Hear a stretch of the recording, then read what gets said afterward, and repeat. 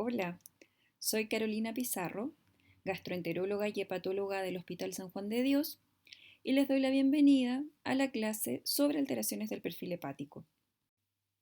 Iniciaremos nuestra hoja de ruta con definiciones generales, luego detallaremos cuáles son los componentes de las pruebas hepáticas, qué patrones de alteración adoptan, cómo los abordamos y finalmente les mostraré algunos casos clínicos que, si bien no podremos discutir, espero que sean ilustrativos.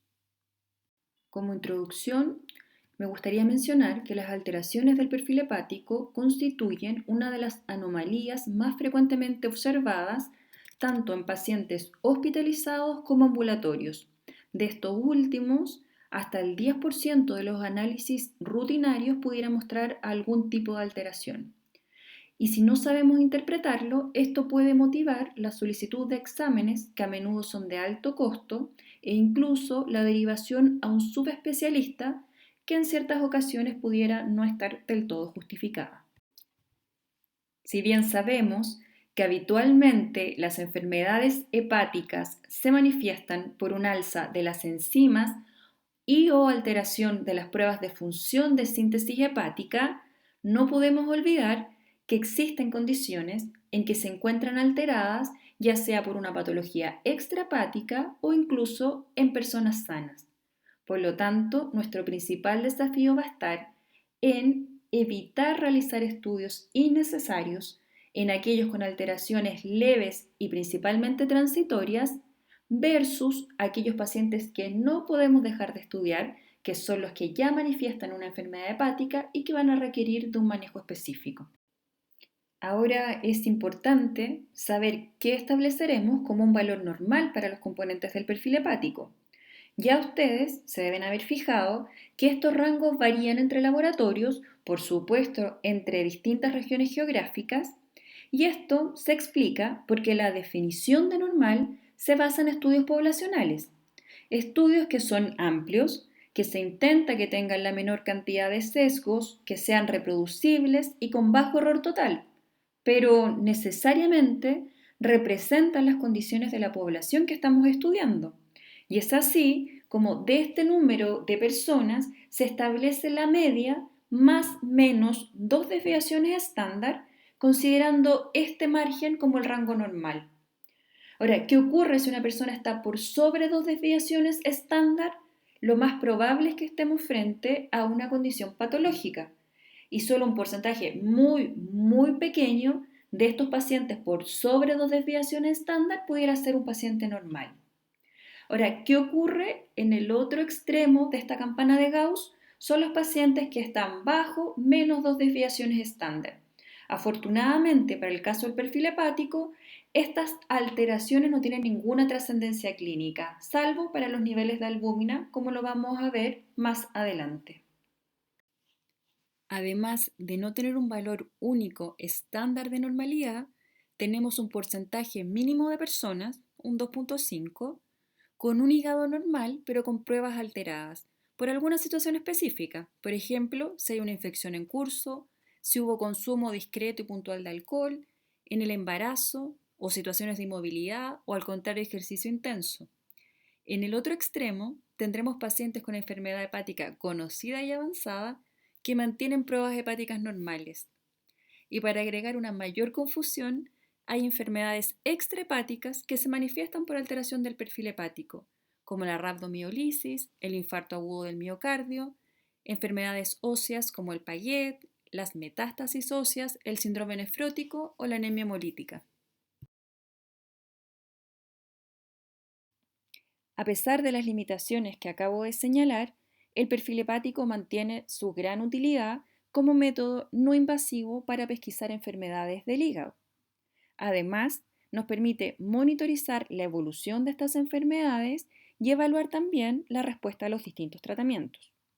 Además, varios componentes del perfil hepático sirven como base para los score que son pronósticos en enfermedades hepáticas crónicas, tales como el TILE, que incluye bilirrubina, albúmina y protrombina, el score de MELD, que incorpora la bilirrubina y el INR, y diversos scores de fibrosis.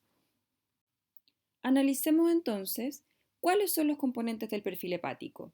Y los vamos a dividir entre las enzimas hepáticas en azul, la bilirrubina y su metabolismo, y los productos de la síntesis hepática, como la albúmina y el tiempo de protrombina. Vamos a comenzar con las aminotransferasas. Estas son enzimas que catalizan la transferencia de grupos aminos para producir ácido pirúvico y oxaloacético y así incorporarse al ciclo de Krebs. La primera es la aspartato aminotransferasa, AST, también llamada glutamato oxaloacética, de ahí su sigla GOT, que puede que les sea más familiar.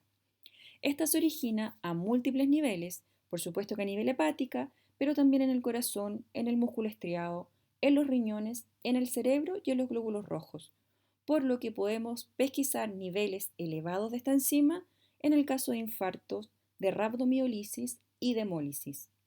A nivel hepático, el 80% de esta enzima se encuentra a nivel mitocondrial y solo el 20% es citosólica. Dado que la mayor concentración mitocondrial está en la zona 3 del acino, que si se fijan en el diagrama es la zona que está más cercana a la vena central, por lo tanto estos hepatocitos están en una situación de hipoxia relativa con respecto a aquellos que están más cerca de la tríada portal. Por lo tanto, ante una situación de hipoxia o el uso de tóxicos, esta zona es la que se ve más alterada, produciéndose alteración de las membranas mitocondriales y celulares, lo que nos permiten tener valores elevados en sangre de esta enzima. La segunda aminotransferasa es la alaninoaminotransferasa, ALT, o glutamato pirúvica, GPT. Esta enzima tiene su principal origen a nivel hepático, si bien hay concentraciones, pero bajas, en el músculo estriado y los riñones. Esto hace que sea más específica de injuria hepática que la GOT. A nivel del hepatocito, esta enzima se encuentra únicamente en el citosol. Hay una relación normal de GOT-GPT sérica que es de 0,8. Cuando este cociente se altera, puede orientarnos a algunas situaciones. Por ejemplo, si GOT-GPT es mayor de 2, nos orienta etiológicamente. Y aquí lo que uno debe sospechar es que hay un consumo de alcohol. En pacientes con NASH o con virus C que tienen una relación GOT-GPT mayor de 1, nos orienta a que la enfermedad pudiera estar más avanzada con niveles de fibrosis mayores. Otro grupo de enzimas son las fosfatasas alcalinas. Estas son enzimas transportadoras de metabolitos a través de las membranas celulares. Se encuentran, por supuesto que en el hígado, pero también en el hueso, en el intestino, en el riñón, en la placenta y en los glóbulos blancos. De la fosfatasa alcalina hepática, esta se ubica en la superficie canalicular del epitelio biliar.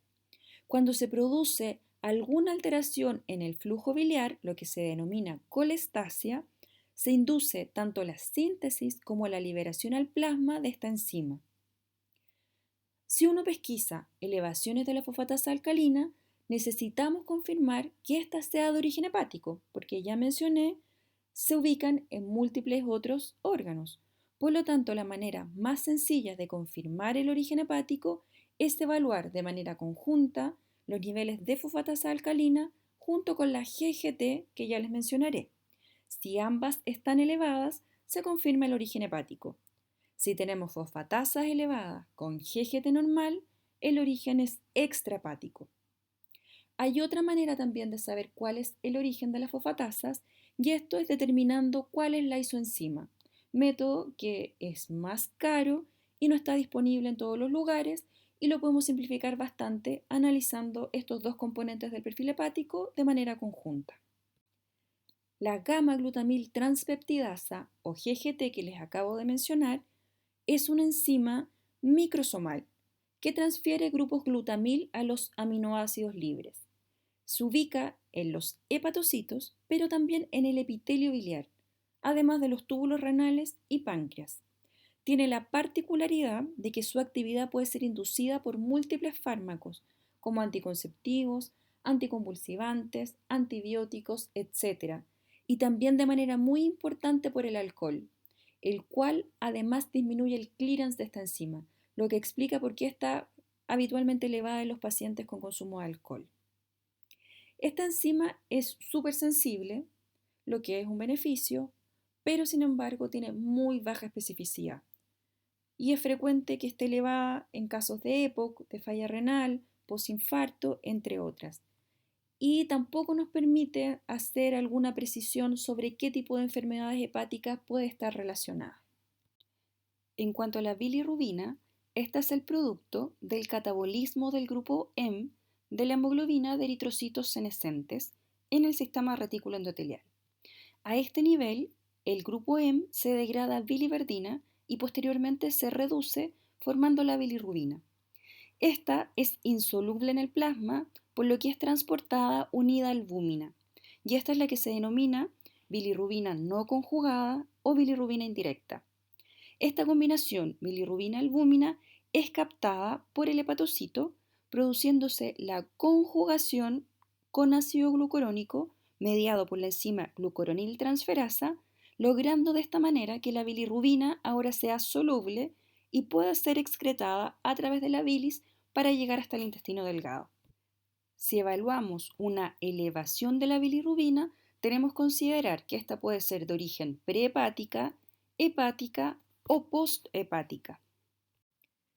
Para aproximarnos a la evaluación de la síntesis hepática, contamos con dos parámetros. El primero es la albúmina, que como ya saben es una proteína compleja con múltiples funciones cuya síntesis se realiza exclusivamente en los hepatocitos. Esta proteína tiene la particularidad de una vida media más bien larga, de 21 días, por lo que nos va a ser de mucha utilidad para evaluar las enfermedades hepáticas sostenidas en el tiempo, es decir, el daño hepático crónico. Sin embargo, en una insuficiencia hepática aguda, los valores de albúmina no nos van a estar aportando mayor información de lo que sucede en ese minuto a nivel hepático. Por otro lado, la hipoalbuminemia es bastante inespecífica, ya que no solo va a estar disminuida por disminución en la formación de esta proteína, sino que puede estar dada por una disminución de los sustratos, como en casos de malabsorción o desnutrición severa, o también si no aumentan las pérdidas, por ejemplo, síndrome nefrótico o en las enteropatías perdedoras de proteínas. Por eso la evaluamos siempre en conjunto con el tiempo de protrombina. Ahora que ya conocemos los componentes del perfil hepático, podemos definir cuáles se encuentran alterados para clasificarlo en un patrón de alteración. Si lo que destaca es el alza de las transaminasas GPT y GOT, se denomina patrón hepatítico o hepatocelular y nos traduce una pérdida de integridad del hepatocito. Mientras que si el alza es de GGT y fosfatasa alcalina, se denomina patrón colestásico y nos traduce alguna alteración al flujo normal de la bilis. Notar que en ambos casos puede elevarse la bilirrubina. Si no tuviéramos claro a simple vista cuál es el patrón, podemos utilizar la fórmula que está a la derecha, en la cual se utilizan los niveles de GPT del paciente versus los valores normales partido por la fosfatasa alcalina del paciente versus el valor normal y se obtiene un valor. Si este es mayor de 5, el patrón es hepatítico. Si es menor de 2, el patrón es colestásico. Y si se encontrara entre 2 y 5, se habla de un patrón mixto. A lo anterior podemos agregar que si constatamos hipoalbuminemia o hipoprotrombinemia, se considera una alteración de la función sintética. Entonces, como ya mencioné, un patrón hepatocelular nos está indicando una injuria hepática que puede ser aguda o crónica. En cuanto a qué tan elevadas estén las transaminasas, estas no tienen un valor pronóstico, pero sí nos pueden orientar hacia la etiología. Se consideran elevaciones leves a la alza de las transaminasas menores a 5 veces, elevaciones intermedias si estas están entre 5 y 10 veces, y elevaciones marcadas cuando se encuentran por sobre 10 veces el valor normal. Si evaluamos primero cuáles son las elevaciones marcadas de las transaminasas, las que se asocian a alzas incluso de miles, las principales son las isquémicas y tóxicas. Tóxicas puede ser por fármaco, típico el paracetamol, pero son todos los fármacos, también suplementos nutricionales y las hierbas pueden estar involucradas. Y cuando hablamos de una insuficiencia isquémica o injuria isquémica, son pacientes muy graves, pacientes choqueados, con infarto, gente que está hospitalizada y grave. Otra causa de elevación importante de las transaminasas son las hepatitis virales, y en este caso las de transmisión orofecal, como el virus A, el virus E, pero también las parenterales, principalmente el virus B, menos el virus D, y en realidad el virus C es muy ocasional que dé hepatitis aguda. Al igual como la magnitud del alza no es un factor pronóstico, tampoco lo es de manera aislada la rápida caída de las transaminasas, ya que esto lo podemos ver tanto en la resolución de la enfermedad como en la necrosis masiva. Así que en este caso, al igual que en todos en realidad, debemos evaluarlo en conjunto con la curva de la bilirrubina y la protrombina. De las elevaciones moderadas de las transaminasas, entre 5 y 10, y de las elevaciones leves de las transaminasas, son estas las que en general nos dan más trabajo, porque son las más frecuentes en la práctica diaria. Antes de empezar a estudiarlas, recordar que hay causas extrahepáticas de alza de las transaminasas, principalmente cuando la elevación es aislada y de GOT. La mayoría de las recomendaciones consideran confirmar la alteración del perfil hepático repitiendo un nuevo examen antes de ampliar el estudio. Y en este minuto hacer una lista detallada de cuáles son los fármacos que el paciente consume, hierbas y determinar el consumo aunque sea aislado de alcohol. Una vez que tenemos este segundo examen, si ahora fuera normal, no necesariamente nos descarta con seguridad absoluta que no hay alguna enfermedad hepática, porque a veces las transaminasas pueden tener alzas que son fluctuantes, así que se recomendaría realizar un tercer examen más alejado en el tiempo. No necesitamos hacerlo de manera tan estrecha cuando son alteraciones leves, ya que lo que queremos es pesquisar alteraciones sostenidas en el tiempo. Es decir, una hepatitis crónica que se define como aquella que dura más de 6 meses, ya que son estas enfermedades las que tienen riesgo de desarrollar a la larga una enfermedad avanzada del hígado como es la cirrosis. Si revisamos cuáles son las causas de alzas leves de las transaminasas, nos vamos a enfrentar a todas las causas posibles de hepatitis crónica. Una de ellas es el consumo perjudicial de alcohol. Sabemos que no hay un valor seguro de consumo, por lo que debemos ser exhaustivos en la anamnesis para pesquisar ingestas que a las personas les pudieran parecer irrelevantes. Para plantear el diagnóstico nos vamos a apoyar en algunos datos de laboratorio, como por ejemplo el alza de la GOT por sobre la GPT, en general sobre 2, asociado a aumento de la GGT, macrocitosis y alza de la inmunoglobulina A. Otra etiología es la enfermedad hepática por grasa, la cual es una de las causas más frecuentes de alza leve de las transaminasas en Occidente, afectando al 25% de la población adulta a nivel mundial. Esta patología es parte del síndrome metabólico, siendo sus factores de riesgo la insulinoresistencia, la diabetes mellitus, dislipidemia, hipertensión arterial, sedentarismo y algunos factores genéticos. Otra etiología son las hepatitis virales crónicas, B y C, que también se pueden presentar de esta forma y se deben sospechar aún en pacientes sin factores de riesgo de contagio. Las podemos diagnosticar con test serológicos como anticuerpo antivirus C, el antígeno de superficie del virus B y el anticuerpo anticore del virus B, además de por técnicas de biología molecular si los anteriores son positivos. La hepatitis autoinmune es otra enfermedad que debemos conocer y considerar en pacientes con alzas discretas de las transaminasas, si bien se pudiera presentar también con alzas moderadas e incluso severas, llegando a la falla hepática aguda. Predomina en mujeres y habitualmente se asocia a otras enfermedades de tipo autoinmune. Las claves para su diagnóstico son la presencia de autoanticuerpos de tipo antinucleares, antimusculo liso y anti-LKM1 asociadas a aumento de la inmunoglobulina G y un patrón característico en la biopsia. Mucho menos frecuente son las enfermedades genéticas, entre ellas la hemocromatosis, que es autosómica recesiva, en la que se produce un aumento de la absorción intestinal de fierro, depositándose de manera secundaria en órganos como el hígado, corazón, las gónadas y el páncreas, produciendo diabetes, hipogonadismo, insuficiencia cardíaca, además de daño hepático. El diagnóstico se sospecha por niveles elevados de ferritina y del porcentaje de saturación de esta, siendo confirmado por la presencia del gen HFE y la evidencia de los depósitos de fierro mediante resonancia o biopsia.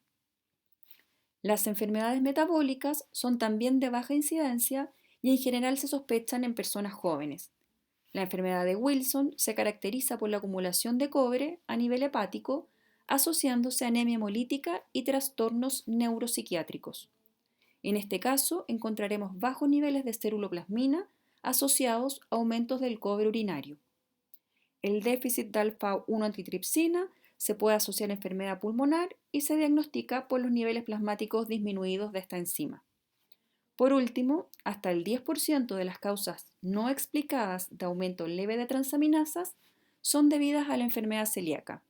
Sabemos que esta es una enfermedad súper diversa en su forma de presentación y que el diagnóstico se establece por la presencia de anticuerpos antitransglutaminasa o antiendomicio y se confirma con biopsias duodenales tomadas por endoscopía.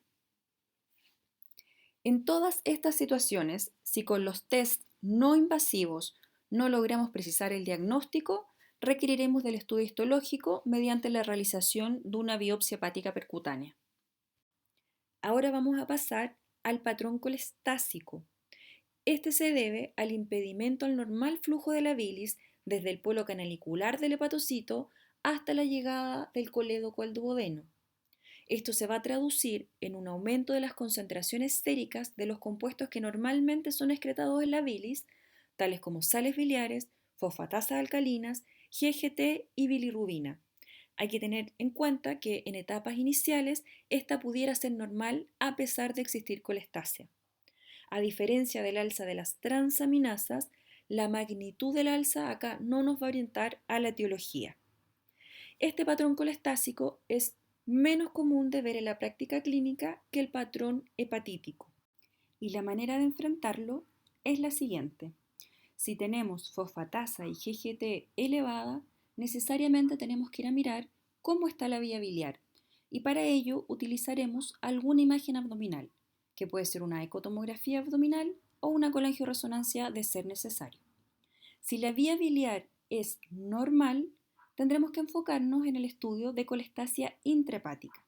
Si además de la vía biliar el hígado también es normal, sospecharemos como causa la presencia de fármacos, y estos pueden ser fármacos de uso bastante frecuente como los inhibidores de la ECA, antibióticos o estrógenos. En el caso de observar un hígado normal o con estigmas de daño hepático crónico, debemos descartar la colangitis biliar primaria. Esta es una enfermedad autoinmune que predomina en las mujeres, habitualmente en edad media de la vida, y se presenta con colestasia asociada a prurito. Es característica de esta enfermedad la presencia de autoanticuerpos del tipo antimitocondriales, los que habitualmente se asocian a un aumento de la IgM, y si hiciéramos biopsia tendría hallazgos que son típicos.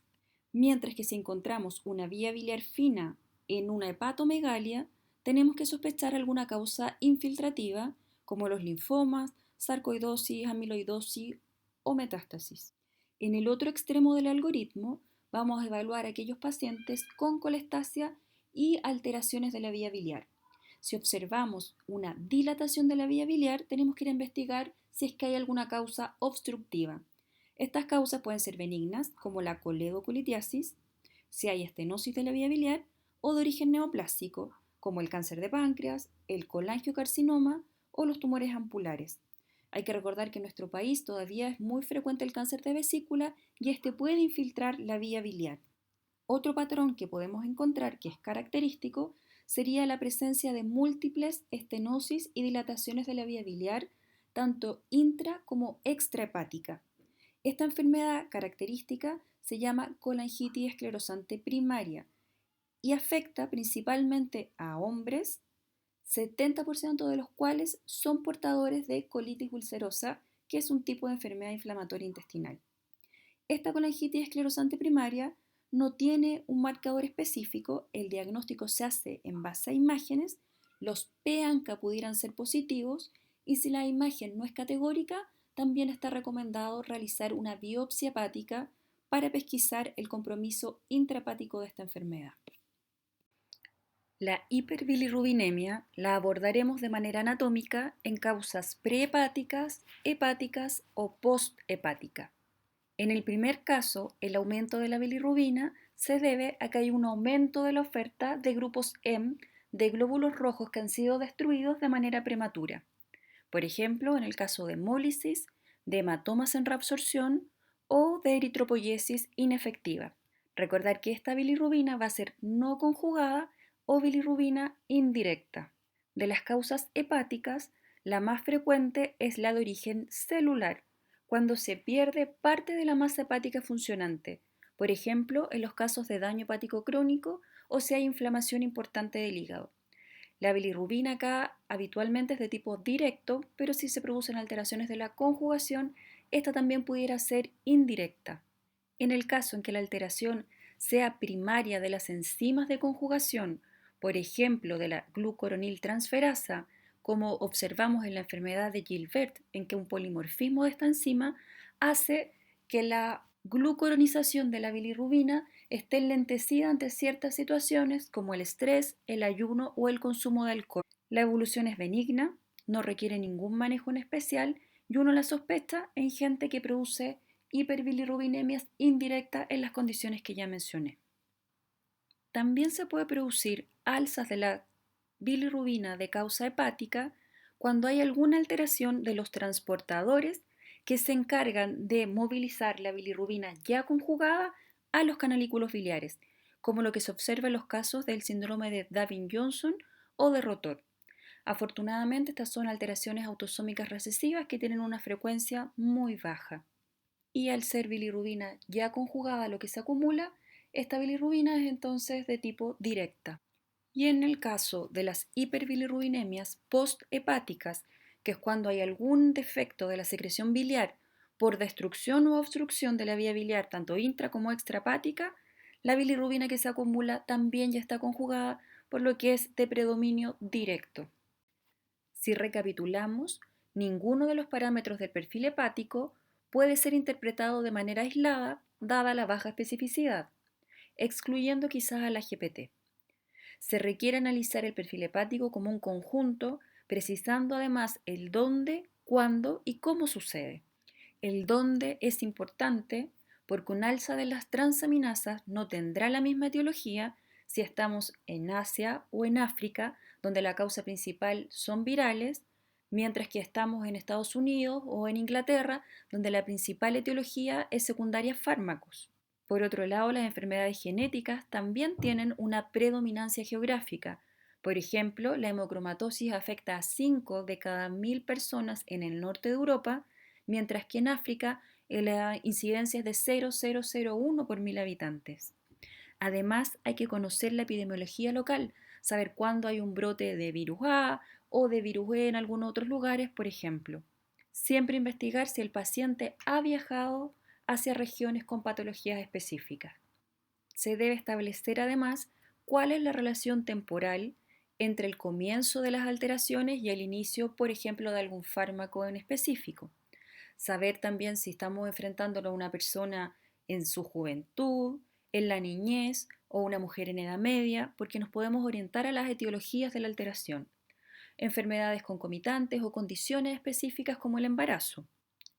Y cuando mencionamos el cómo, es identificar cuál es el patrón de la alteración, si es hepatocelular o colestásico. Si es hepatocelular o hepatítico, determinar cuál es la magnitud para orientar la etiología y el estudio pertinente. Y no olvidar que los pacientes requieren un seguimiento, ya que los niveles de las enzimas pueden ser fluctuantes y lo que necesitamos es pesquisar a los pacientes con alteraciones sostenidas en el tiempo. Y ya para ir terminando, revisaremos 3 casos clínicos. El primero es el de una mujer de 55 años que se realiza exámenes de rutina a solicitud de su endocrinólogo, ya que tiene una tiroiditis de Hashimoto, que sabemos que es una enfermedad autoinmune. En estos exámenes destaca que tiene un aumento discreto de la bilirrubina, tanto total como directa. Si se fijan, arriba y a la derecha están los valores normales para que ustedes puedan calcular por cuántas veces sobre estos se encuentran los exámenes de los pacientes. Creo que no les mencioné antes, pero aprovecho ahora de decirles que la bilirrubina directa en proporción de la bilirrubina total es aproximadamente un 30%. Si es mayor a 30%, uno asume que la hiperbilirrubinemia es de predominio directo. Esta mujer destaca que tiene transaminasas tanto GOT como GPT entre 4 y 5 veces el valor normal, mientras que la fosfatasa alcalina y la GGT son normales. Nuestro segundo paciente es un hombre joven que tiene un tipo de enfermedad inflamatoria que es la colitis ulcerosa y que consulta por prurito y ictericia que ha notado en las últimas semanas. De los exámenes ahora, lo que más llama la atención es que tiene una hiperbilirrubinemia de predominio directo con transaminasas normales, GPT y GOT normal, pero tiene una fosfatasa alcalina elevada por sobre 8 veces el valor normal y GGT sobre 500.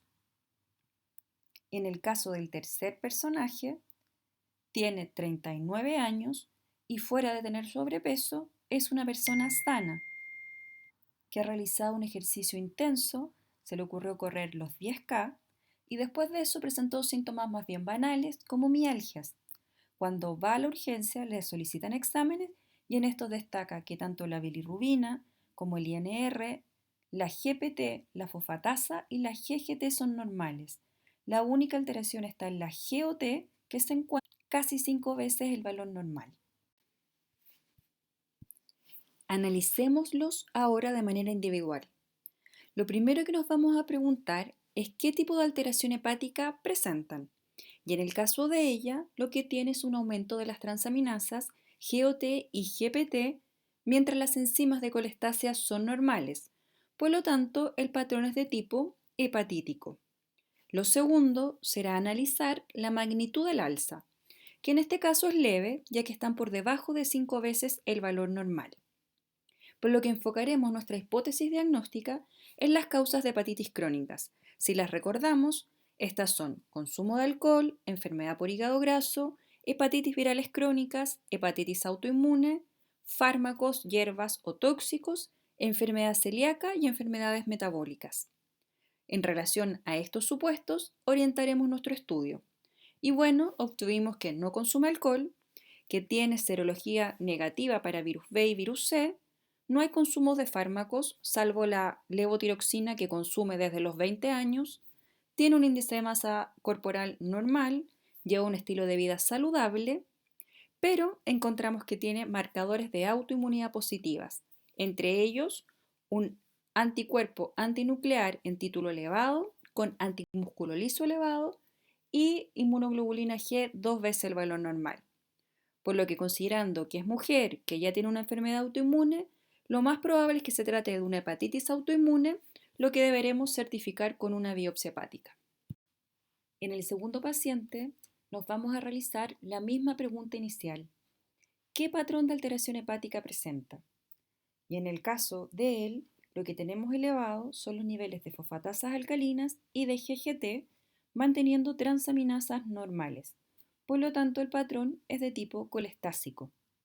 En estos casos, la magnitud del alza de las enzimas no nos va a orientar a la etiología, por lo que nuestra segunda pregunta debe ser ¿cómo está la vía biliar? Y para evaluarla, solicitaremos imágenes de la vía biliar.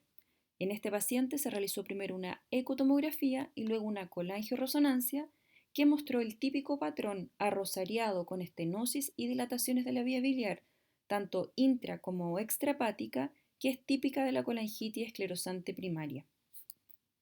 Este diagnóstico ya deberíamos haberlo sospechado considerando que el paciente es portador de una colitis ulcerosa que ya sabemos tiene una asociación importante con el desarrollo de colangitis esclerosante primaria. Y por último tenemos a nuestro nuevo deportista que corrió los 10K. Nos vamos a preguntar lo mismo. ¿Qué patrón de alteración hepático presenta? Y la respuesta es ninguno, ya que solo tiene una elevación aislada de la GOT. Nosotros ya aprendimos que la GOT no solo se produce a nivel hepático, también se encuentra en el corazón en los riñones, en el cerebro, los glóbulos rojos y en el músculo estriado. ¿Requiere entonces este paciente de un mayor estudio? La respuesta en realidad es no, si bien probablemente como está en la urgencia le solicitarán creatinina y CK para descartar rabdomiólisis, pero desde el punto de vista del perfil hepático no se requiere de un mayor estudio. Para tranquilidad nuestra, vamos a indicar que se repita el examen entre 4 a 6 semanas. ¿Qué podríamos decir de la etiología? Que se trata de una elevación aislada de la GOT de origen muscular. Y en este caso el hígado no sería responsable de nada. Bueno, gracias por la atención. Les dejo mi correo por si tienen alguna pregunta y ya nos veremos en otra clase.